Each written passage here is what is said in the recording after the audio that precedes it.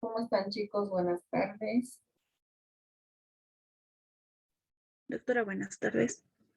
Buenas tardes. Vamos a esperar unos 5 minutitos, ¿les parece? Y 25 empezaremos hasta que ingresen más de sus compañeros, por favor.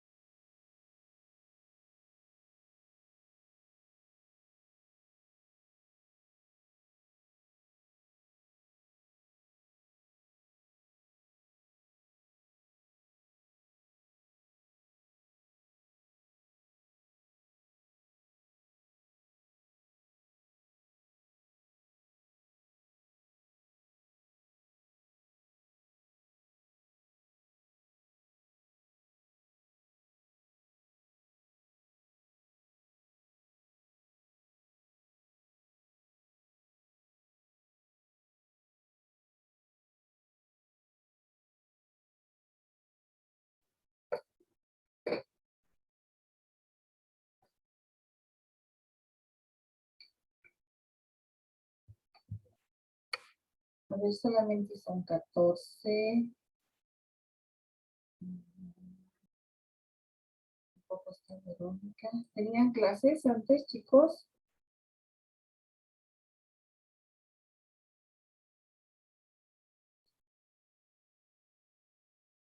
Buenas tardes, doctora. Buenas tardes. ¿Había clases antes?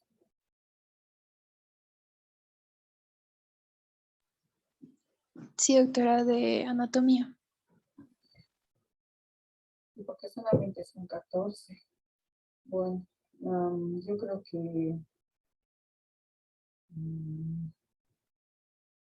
vamos a empezar más. ¿No?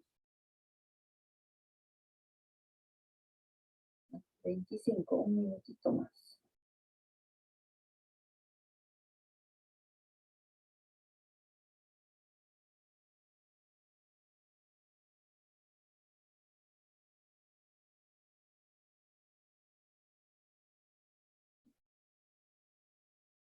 Un ratito, por favor.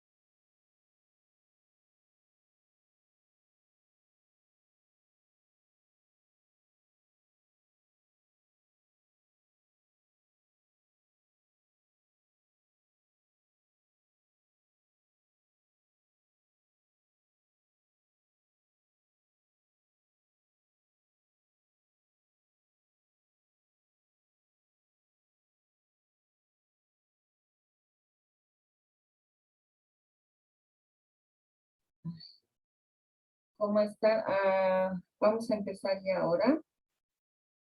¿Alguna duda en relación a la clase de ayer, chicos?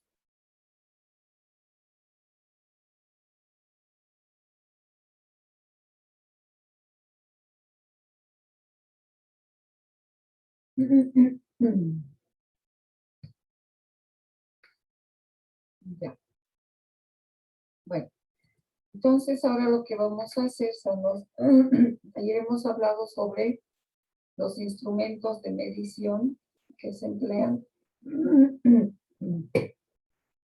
en la evaluación, ¿ya? Pero no solamente son esos instrumentos, sino también que vamos a emplear ciertos métodos para medir diferentes estructuras o diferentes segmentos. Entonces, el hecho de medir a manera de introducción, el hecho de hacer una medida nos refiere a que todas las articulaciones, los huesos y las estructuras que van a componer estas articulaciones, ligamentos, músculos, cápsula, etcétera, todas estas nos van a ayudar en la conformación del sistema osteomuscular, ¿ya? Entonces, desde el punto de vista de un conocimiento anatómico y mecánico, estas estructuras van a representar una herramienta. Esta herramienta es importante en el momento del examen funcional. Se va a facilitar la comprobación de la integridad estructural y la integridad funcional de todos estos elementos. Además que al existir algunas deficiencias osteomusculares, estructurales y funcionales, se van a originar alteraciones también que puedan ser directas o indirectas. Ya puede ser, digamos, traumas, enfermedades, algún desorden, o son desórdenes. Entonces, para ello, vamos a requerir de un método o una técnica de medición. Esto es importante. Como futuros fisioterapeutas, entonces necesitan conocer estas técnicas para una buena valoración.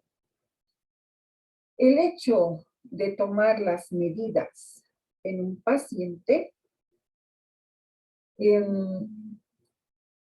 nos ayuda no solamente como un método de control, de evaluación, como les dije ayer, sino también como un método de control.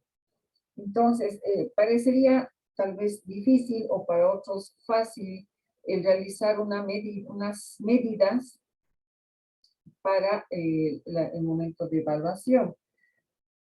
Pero estas medidas nos ayudan también en el análisis de cualquier tarea, sea por simple o por compleja que pueda ser. ¿Ya? Entonces, para las medidas vamos a tomar como referencia distintos puntos o niveles de un paciente a través de lo que son los perímetros, las longitudes y los diámetros. Lo importante es que para tomar las medidas tiene que realizarse en la posición, como ayer les había indicado, lo más ligera posible del paciente y se realiza un mapa del contorno del paciente o de las zonas que habíamos medido para poder trabajar y diseñar un esquema, ¿ya? Puede ser incluso una toma de un molde en el que tengamos que hacer una férula, por ejemplo, ¿ya? Entonces, para estas medidas, vamos a tomar dos tipos de elementos, los puntos de referencia y los puntos de apoyo. Los puntos de referencia son aquellas zonas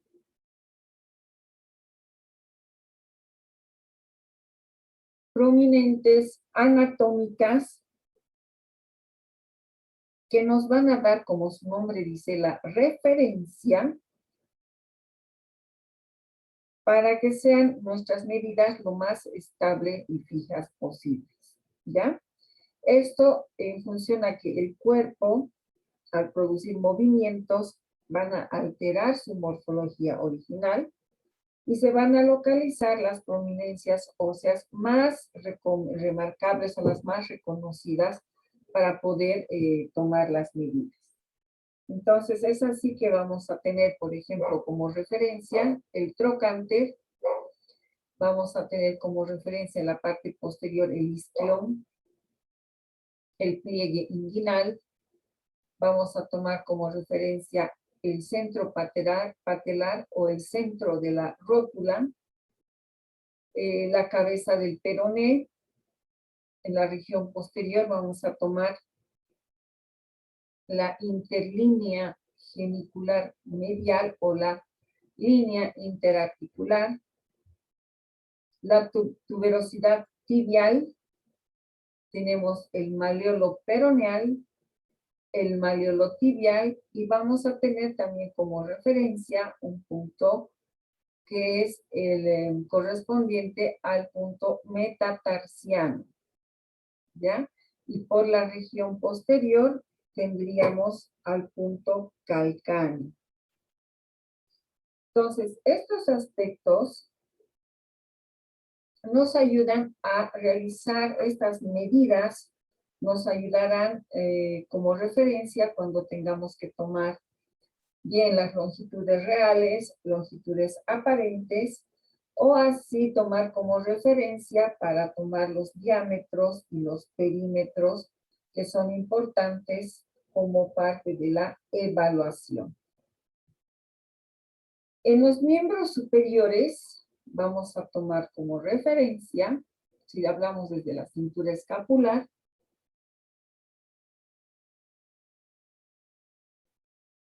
vamos a tomar la horquilla esternal, la articulación acromioclavicular,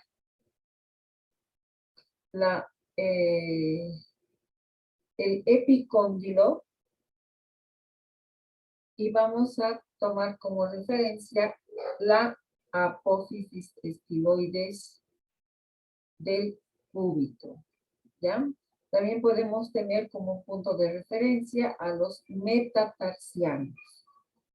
Si vamos a tomar las medidas en cabeza y en el tronco, en la parte anterior vamos a tener como referencia el punto mentoniano que se ubica en el centro del mentón. Se mantiene la horquilla esternal, el apéndice sifoides por delante y las espinas ilíacas anterosuperiores.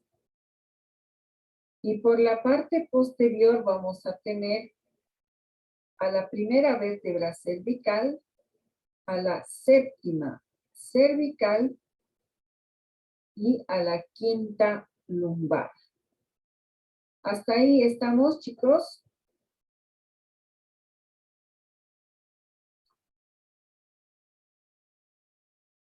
Sí, doctora. Sí, doctora. Ya, si hay algo que tenga que repetir, me avisan, por favor. Verónica, ¿estás ahí? Sí, doctor, estoy aquí. Ya, lo que pasa es que me vas a ayudar si alguien tiene una pregunta porque no estoy viendo la sala. Entonces, si levantan la mano, por favor, ante alguna pregunta. Estoy bien, licenciada. Gracias. Bien, prosigamos entonces con los puntos de referencia. Los puntos de referencia siempre van a ser relativos. estos puntos de referencia, al ser relativos, pueden ser porque existan malformaciones, patologías y traumatismos que van a modificar la localización relativa de estos puntos. Y puede ser que podamos tomar falsas medidas, ¿ya? Entonces, en el caso de existir una dismetría o una diferencia de longitudes y las medidas sean diferentes, nosotros vamos a concluir, por ejemplo, si son miembros inferiores, vamos a concluir de que una de las pelvis, o sea, que la hemipelvis, es más baja que la otra, por ejemplo. O si un miembro superior es más largo que el otro, entonces nos está indicando que puede existir una alteración o bien en la columna vertebral o en alguno de los elementos de la cintura escapular. Entonces, si hallamos una diferencia de longitudes, esto no es de forma determinante o concluyente. Al contrario, más bien, se deben hacer varias medidas en diferentes posiciones para poder determinar cuál es el origen de esta diferencia de longitud. ¿Ya? Para ello, entonces, la realización de la medición siempre se debe tomar en cuenta las limitaciones que se puedan suponer. En todo caso, tomar los puntos de referencia de forma estable en la medición técnica.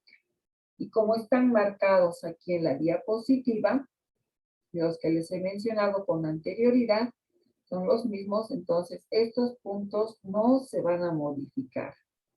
¿Ya? Por eso se llaman puntos de referencia. Entonces podemos tener, por ejemplo, los maleolos. Especialmente el maleolo medial o interno, que nos va a marcar la línea articular. Además, también vamos a tener esta línea articular que se presenta a nivel subastragalino de la parte tibial. Otra referencia va a ser la cabeza del peroné hacia el lado lateral de la pierna. Esto como un límite superior o proximal máximo. La otra referencia que tenemos, como les he mencionado en el anterior dibujo, va a ser la tuberosidad tibial anterior, perdón. Y esta nos da referencia en relación a que si existe una rotación tibial o una rotación genicular. Aquí tenemos como una línea oscura, no sé si están viendo la imagen, chicos. Sí, doctora, se puede ver. Sí se ve, doctora. Sí, doctora. Esta línea es un esbozo, si quieren, o una referencia de la interlínea articular de la rodilla que se ve por la parte posterior. Lo que nosotros llamamos corva es la parte posterior de la rodilla, ¿verdad?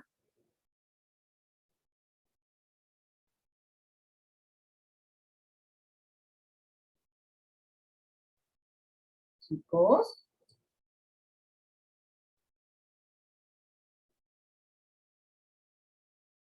Sí, doctora, casi creo que está sobre la línea, sobre el centro de la rótula, ¿no, doctora? No, por la parte posterior, Isabel. Ah, ya, perdón. Hay una línea que se dibuja, ¿no es cierto?, de forma natural. Sí, doctora. Esa es la línea interarticular o la interlínea articular. Entonces, esta línea es una interlínea biomecánica que se articula en el lado medial, o sea, hacia el lado interno, lo que corresponde al cóndilo genicular. Este va a ser un poco más largo que el lateral y es donde se va a realizar el movimiento de rotación de toda la articulación. Luego vamos a tener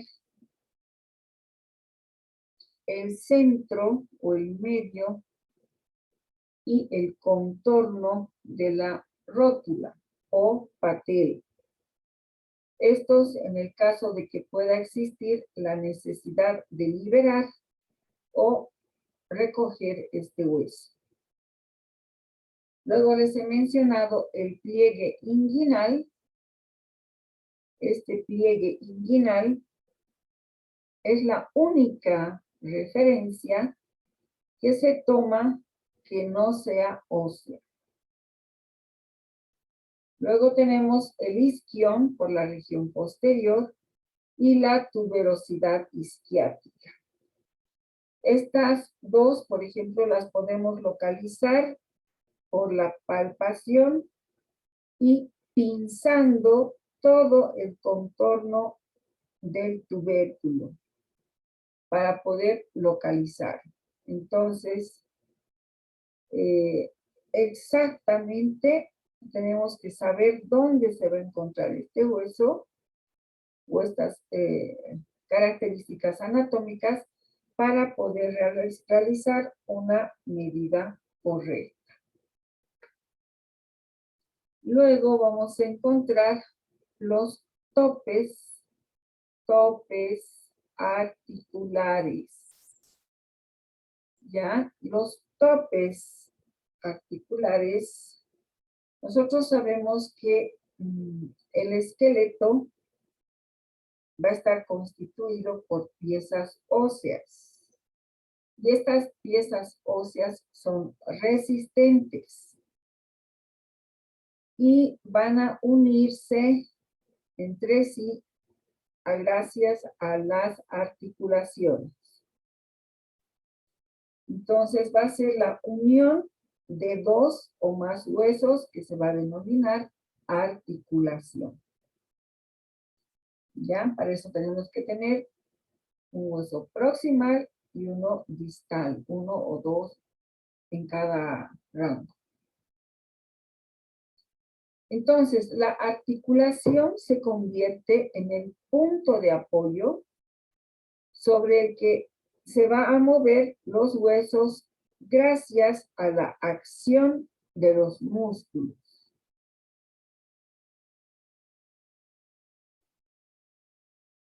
Ya, la función articular va a estar estrechamente relacionada con la orientación y con las formas de las superficies articulares. Estas, por ejemplo, va a ser la solidez, la disposición de los ligamentos correspondientes y también la ubicación del segmento para realizar de forma biológica el movimiento. Al igual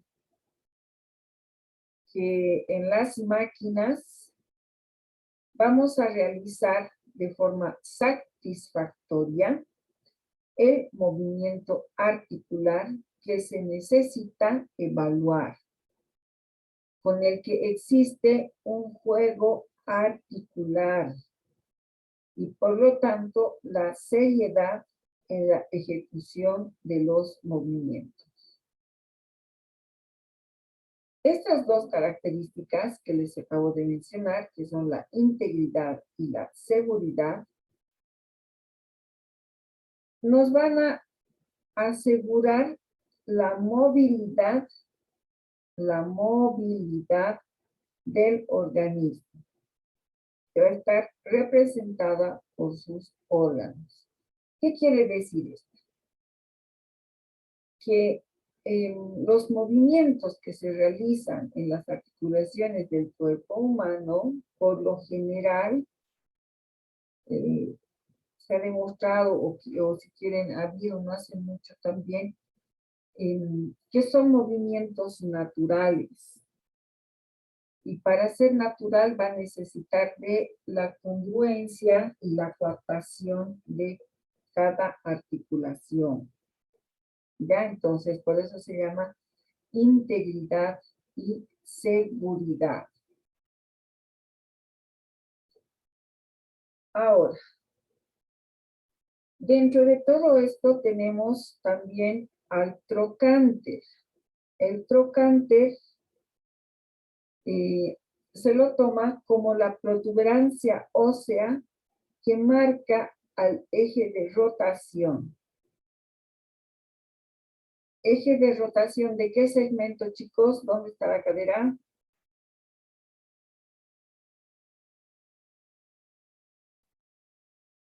A ver, ¿me están escuchando?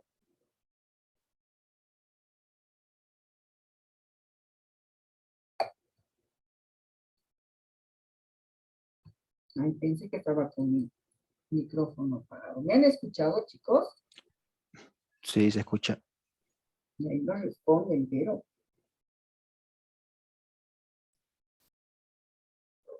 ya. Bueno, lo que les decía. El trocánter va a marcar el eje de rotación de la cadera. Y no así la cabeza femoral. La cabeza femoral está de forma más interna y hacia arriba, ¿ya?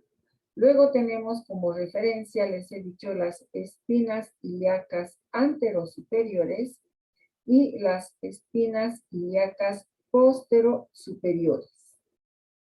¿Esto qué quiere decir?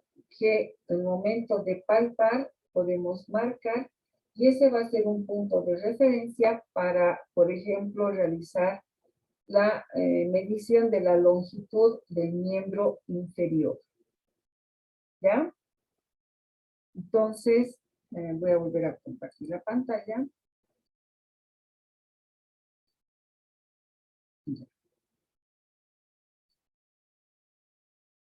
Cuando realizamos las medidas, tenemos que tomar muy en cuenta todos los puntos, dependiendo qué medidas vamos a hacer. Porque, por ejemplo, si quiero tomar el diámetro del muslo, ¿en qué posición la haré, chicos? A ver, pensaremos esta posición del diámetro. ¿En qué posición se podría hacer?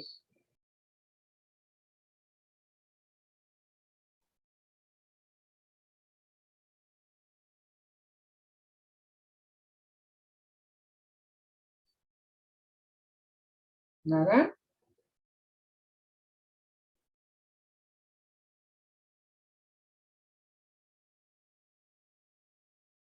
Bueno, creo que hoy día no quieren participar, ¿no? Bien. Vámonos entonces rápidamente al movimiento articular, que es parte del tema. Para realizar la evaluación del movimiento articular es necesario tomar en cuenta la integridad articular. La integridad articular va a estar en función de el contacto íntimo entre las superficies articulares, las superficies de los cartílagos articulares, que deben ser bastante lisas, y la articulación, que debe tener una lubricación correcta y suficiente. Entonces, de todo esto se va a encargar la synovia.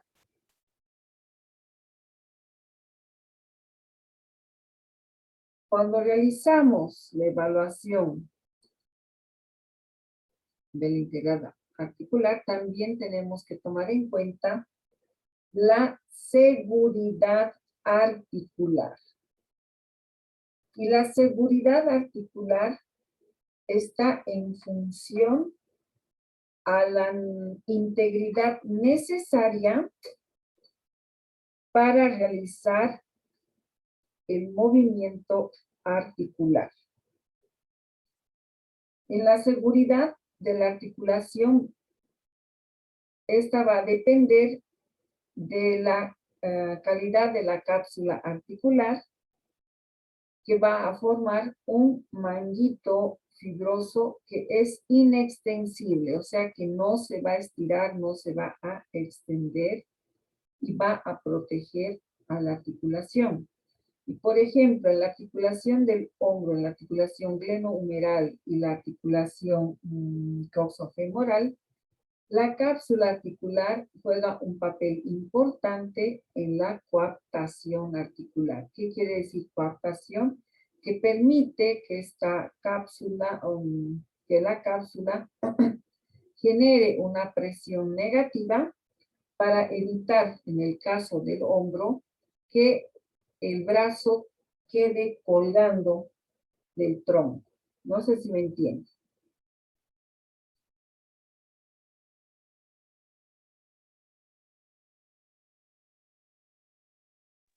Doctora, ¿puede volver a repetir? ¿Perdón? Doctora, buenas tardes. ¿Puede volver a repetir? ¿Desde dónde quieres que te repita? Estuvo hablando sobre la seguridad articular. No le he entendido cuando dijo para que no quede colgado.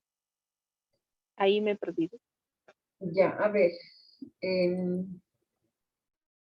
La cápsula articular, les acabo de decir que es un manguito fibroso inextensible.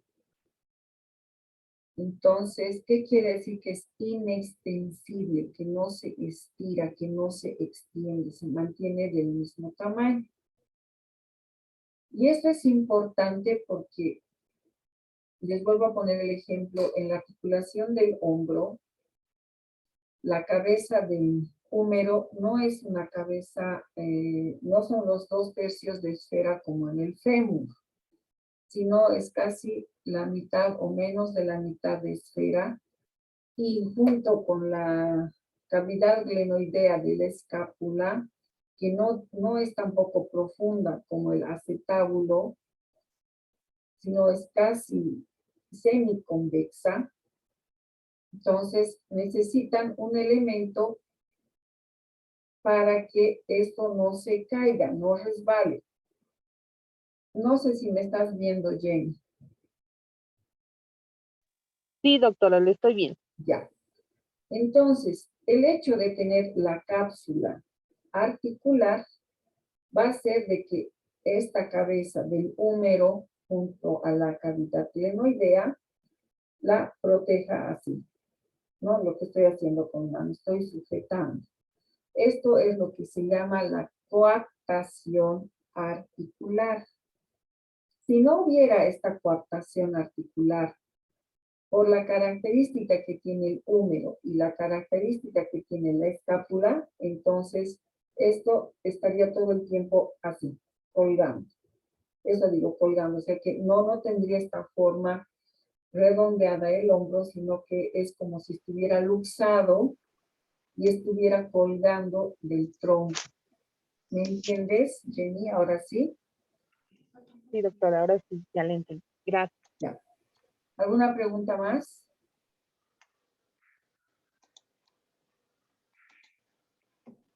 Bien, ya se va a acabar esta reunión en un momento, entonces me van a dar 2 minutos, 60 segundos, 120 segundos, para volver a la reunión.